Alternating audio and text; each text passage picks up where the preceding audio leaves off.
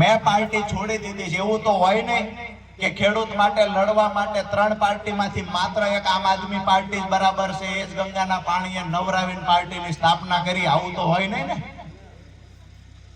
તમારે ખેડૂત માટે લડવું હોય તો એક રાજકીય પાર્ટીમાં રહી અને બીજો માણસ બીજી પાર્ટીમાં જાય તો એની પર આક્ષેપ ન કરવો જોઈએ। કાં તો તમારે પણ કોઈ પાર્ટીમાં ન જોડાવવું પડે, બિન રાજકીય રીતે લડતા હોય એ માણસ કહી શકે કે ભાઈ રાજુભાઈએ કોઈ પાર્ટીમાં જોડાવવું નહીં। આજે હું અહીંયા ગઢાતના આંગણેથી ગોપાલભાઈ ઇટાલિયન કહીશ કે અઠવાડિયું વિચારવાનો સમય આપું છું, ત્યાં સુધી હું શાંતિ રાખીશ। એક અઠવાડિયાનો સમય બિન રાજકીય રીતે આવો ખેડૂત અને મજૂરોની લડાઈ લડીએ।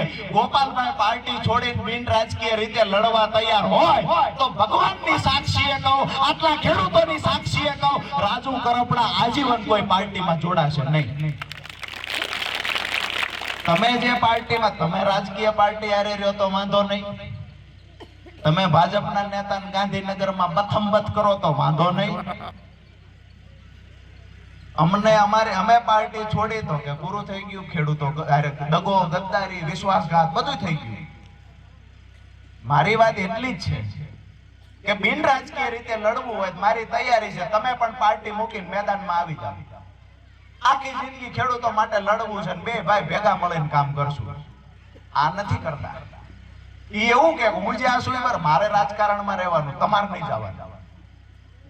ભાઈ અમારો વારો તો આવવો જ, અમારા ખેડૂતોનો વારો કેદી આવશે? બીજી વાતો આપના પોતાના પ્લેટફોર્મ લલકારને લાઈક કરો, ફોલો કરો, સબસ્ક્રાઇબ કરો અને શેર કરો।